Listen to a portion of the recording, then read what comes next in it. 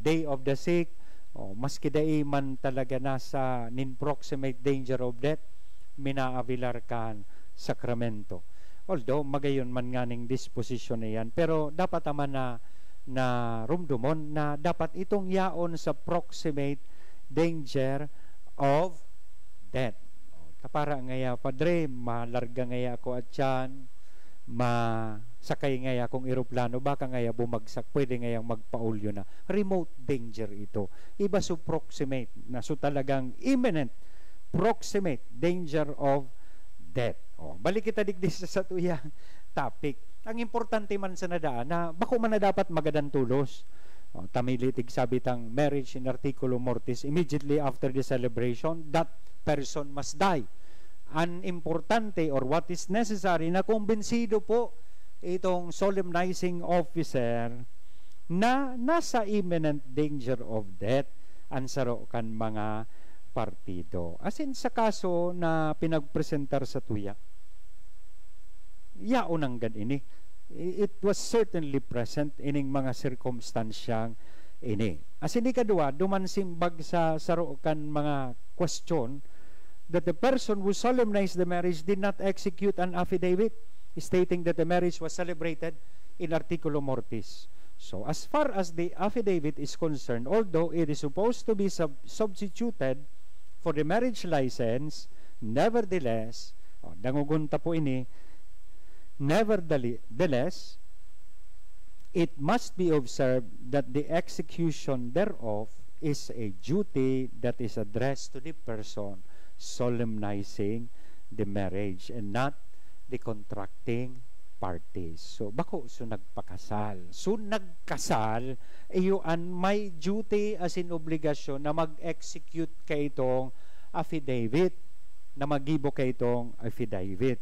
So, ibig sabihin, failure to execute such affidavit, David, should not therefore affect the validity of marriage. So, kaya iyan mga katiwala ang dapat tama na tandaan every time, lalong-lalo na duman sa naging concern, duman sa sarokan mga vicarial meetings me. So, kung in articulo mortis o kasal, iniman sanaan mga dapat niya tong tungkusan. So, dahil mang kaipuhan magadan tulos, as in, dahil dapat ma-invalidate ang marriage dahil lang taday naka-execute kay itong affidavit in lieu of the marriage license. So, I hope klarado po yan sa satuya na mumutan kong mga katiwala. So, pundungon na kita sa nagkapirang minuto para sa nagkapirang patalastas asin pagirumdum. Balik po kita digdi sa satuyang programang serbisyong legal. So, natapos na lang diskutiron itong manungod sa divorce. So, ngunyan, sa tuya na ipapadagosan sa tuyang diskusyon, gusto ko pong i-discuss digdi ta inisaro kan mga hapot na naresibita digdi sa tuyang programa asin siring kan sa kuya pong ipinangako, ipinapanuga sa indo na kada may hapot tawanin do ako nindikit na panahon tanganing pag-adalan ini asin sa tuya ining ididiskutir digdi sa tuyang programa. Kaya nga ni ining programang ini ang ngaran ka ini serbisyong legal. So, ta ini ang naghihinguwa sa paagikan programang ini kan sa tuyang istasyon digdi sa Radio Veritas asin TV na maka-extender nin serbisyong legal, lalong-lalo na duman sa tuyang mga tugang na nakaka-inkwentro nin mga kadipisilan asin problema sa indang sitwasyon. Interesting na maray ini, maski ako kang binasa ko ining hapot na ini, interesting na maray, taga rin naging sabihon ko, komplikado sa indang buhay. So, pero totoo man ang gadining na i-experiensyahan, asin kadakla na beses, inian mga sitwasyon na naiinkwentro ta, asin ano ang dapat na maging disposition ta, asin ano antig sasabi kan lay manunungod kay ni sa tuya. Tanganing malinawan bako sa na ini pong nagpadara kaining hapot, kundi pati itong sa tuyang mga nagaantabay digdi sa radyo, nagaantabay digdi sa TV. So, sa sakuya pong sadit na kaaraman, asin kakayahan, gusto ko pong simbagon ining siring na kahaputan. So,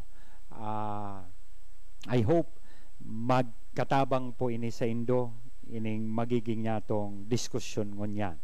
So, day ako magamit nin tunay na pangaran. Itago ta siya. Itago niya to ining mga partidong ini sa siring na mga pangaran. Bako po ini tunay na pangaran ninda. So, ini po ang sitwasyon o kahaputan na itinao sa tuya. Ini si Henry tapos si Tess mag-agom. Kaya lang, so nangyari, dahil ko aram kung anong nangyari, imbis baga mag-apply ki kung anong remedyo sa saindang kasal, pag-ibahan o maayos paninda. Ano daw ito ta susugdig di sa kahapotan, si Henry, ginadan niya so sa iyang agom na si Tess. Ginadan niya. Then, pagkatapos nin 20 months, so ibig sabihin 20 months, 12, 1 year plus 8 months. So, kung ang 1 year is 365 days plus 240 days ta another 8 months, so 605 days. After 605 days, pinakasalan niya, pagkatapos na magadan si Tess, pinakasalan ni Henry, bako tunay na pangaran, asin si Tess, bako tunay man na pangaran, sabihon tayo ni si Sita. Ngaranan niya to, so sa iyang pinakasalan na Sita, na daidaan nagkuan in marriage license. Pagkatapos na ginadan o nagadan so agom na si Tess, after 20 months, after 605 days, nagpakasal ini na daing marriage license si Henry dumanki Sita. Now, pagkatapos na magadan man ini si Henry, so mga aki ni Henry Kites, ibig sabihin sa first marriage, nag-file ki action to declare his second marriage with Sita void. Day man nga itong saysay, so sa iyang kasalduman sa iyang inagom na si Sita. Taday man ngaya sinda nagkuanin marriage license. Ngunyan, ang contention man kay ni Sita, so ikaduwang agom, Sita, susugdig di sa sitwasyon na itinao sa tuya, contended that there was no need for a marriage license since sabi niya, haloy na ngaya kaming nag-ibahan, more than 5 years na kaming nag-ibahan, kaining sa kuyang agom na si Henry. O, kaya, tayo naman kami kaipuhan na magkuanin marriage license. O, bagayon ining sa tuyang tawanin na dikit na diskusyon. Kadakla na beses, igwang mga nagpapakasal, madulok sa parokya, mapa marriage validation, ang requirement is at least 5 years of cohabitation. Kay puhan lang mag-submit ki affidavit of cohabitation. Pero say nagpupuon ang pagbilang kaining 5 years. Ano ang sabihon ta reckoning period kaini? So sa paghiling daw po nindo mga katiwala, ang contention o pinaninindugan kaini ni Sita, tama, balido. So, iyan ang sa tuyang sisimbagon. Para sa kuya po, ang sa iyang argumento, bako ini tama. It is not valid. Because during the time, kan sa indang pag-ibahan ni Henry, si Sita tapos si Henry, igwa po nin legal impediment to marry.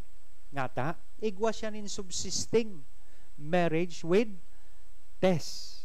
So, if a man and woman have been living together as husband and wife without the benefit of marriage for at least 5 years, they are exempted, of course, from procuring or securing a marriage license to marry.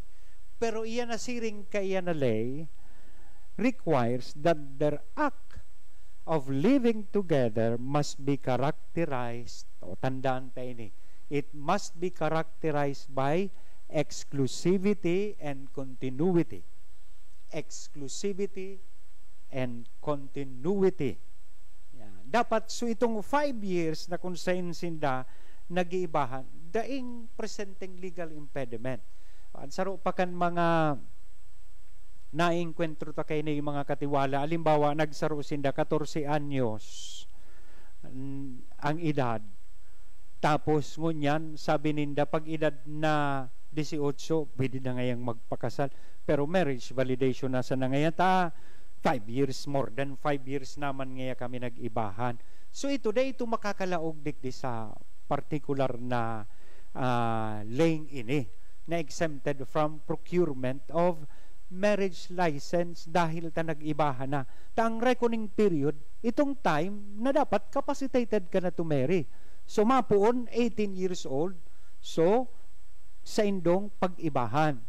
Pero kung nagsaro ka mo, 14 anyos pa sana, pigbilang mo na tulos, ang reckoning period, so 14 anyos, ang reckoning period, so daig ng presenting legal impediment, may legal capacity ka na to marry, ito pong 18 years old.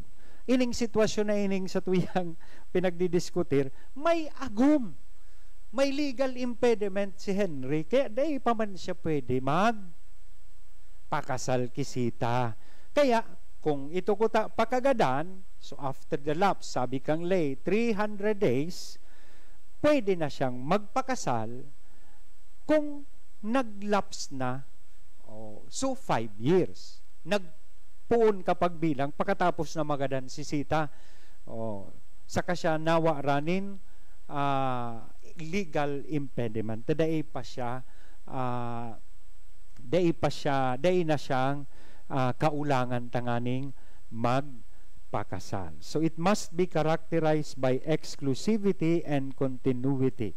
It also requires that they must have had no legal impediment to marry one another during the 5-year period of cohabitation. So immediately before the day of the marriage, immediately before the day of the marriage. So dapat dainin legal impediment. Otherwise, araman niya to padagos. Otherwise, if the 5-year period is computed without any distinction as to whether they were capacitated or not to marry, the law then would allow immorality.